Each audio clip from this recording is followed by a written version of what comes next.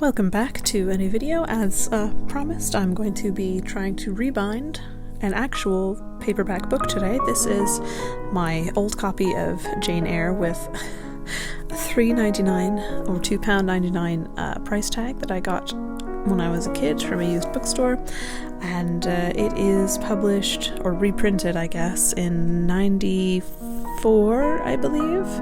So this copy is more than 30 years old, and it has been well loved by me, so I am going to be rebinding this today into a hardback copy. The paper is not the best quality, so it's probably not going to hold up for, hundreds of years, but it will be good enough for me to try. So I just need to measure everything, make sure I get the right sizes down to make sure I'm making the cover correctly. I used the Cricut machine to start the process of cutting out the chipboard. If I wanted to cut it all the way through, I should really learn how to change out the blade for something perhaps a bit longer. Anyways, so I've got end papers, I've got the chipboard for the covers, everything is all cut out and ready to go. Now I just need to actually get the cover off, and I'm doing this in real time so you can see just how terrifyingly easy it was to get this cover off. Just a bit of a tug on the spine there, and you can see it's just peeling away so easily. There was one page that got left behind, but it was just one of those publisher recommendation insert pages, so I didn't bother putting that back in. The glue on the spine, though, is actually really thick for whatever reason, so I had to sand it down a little bit so I could get some grip and glue all of the appropriate pieces on there. Now I'm going in, I'm gluing the end papers. I still have to figure out how exactly to glue a book and end papers in so that it opens properly all the way on a hardcover book. There's apparently a technique of extending the end papers over or dimpling it or something. I haven't figured that out. This is only my second bookbinding project. I am still learning. But I think it turned out alright, even if it doesn't open exactly the way I want it to. It's still readable. So I'm just gluing on the mull here. I tried to get it on camera, but I couldn't get it in the frame. It was really annoying. So I glued on the headbands and the mull, and you can see now everything's just going to the book press to dry while I glue the chipboard to the cover paper. Well, book binding cloth, really. It's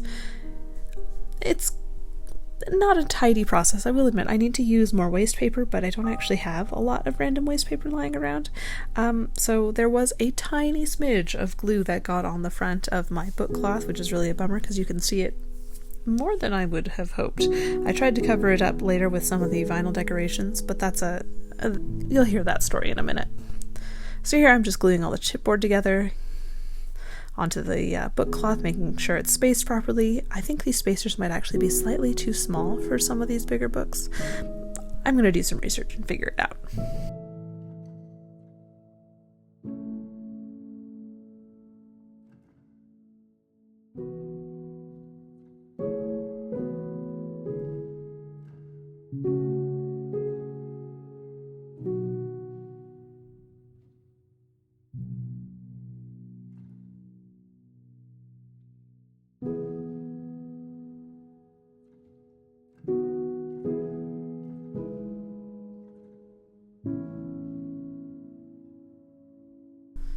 Just trimming the corners here so that the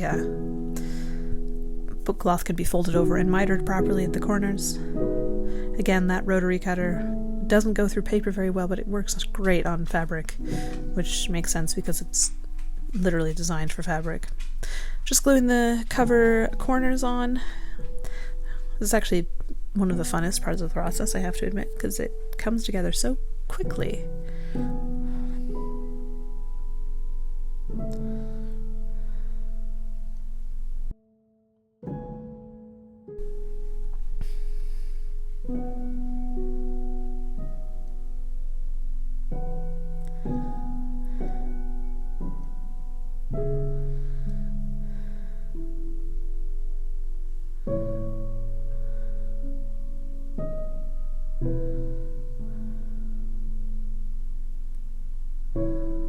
And once this is all glued up, it's just going to get covered with some wax release paper and put into the book press to dry.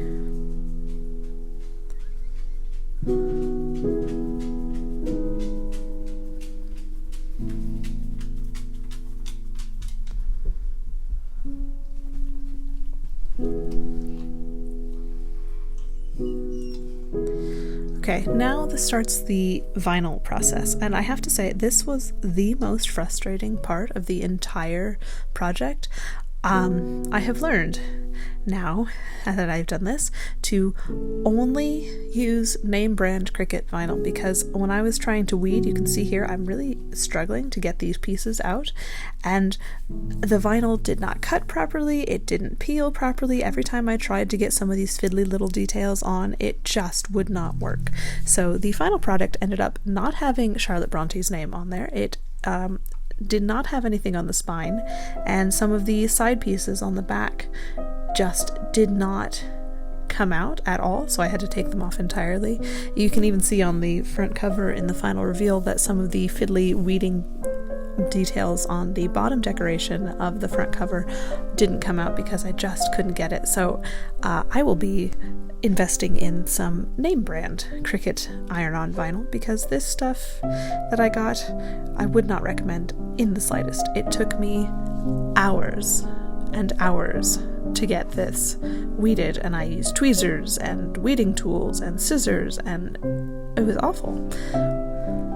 So anyways, I cut most of that down and did it off camera because you really don't want to watch me get super frustrated. It was really terrible. But I do like the final product, even though it took forever.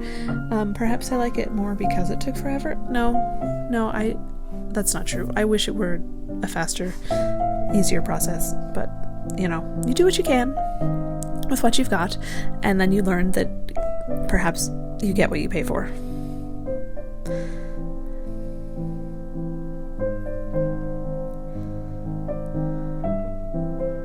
It's not supposed to be this difficult.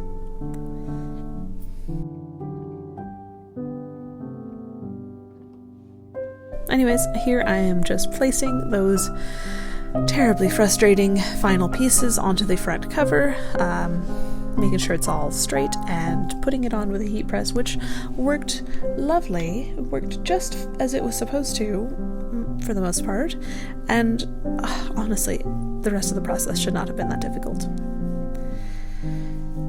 You live and you learn, I guess. In the next project, I'll be using actual name brand iron-on vinyl.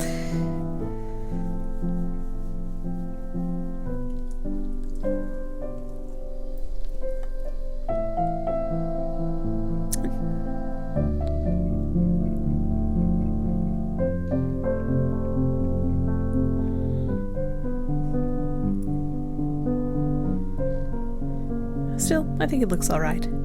It's very shiny. Can't really go wrong there. You can see that glue spot on the back. I was not super thrilled with that, but I need to get some waste paper.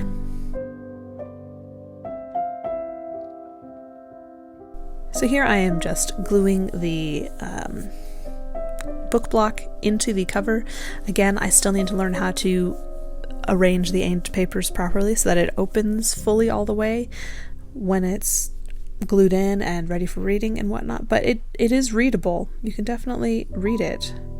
You just can't open it flat as I would have hoped.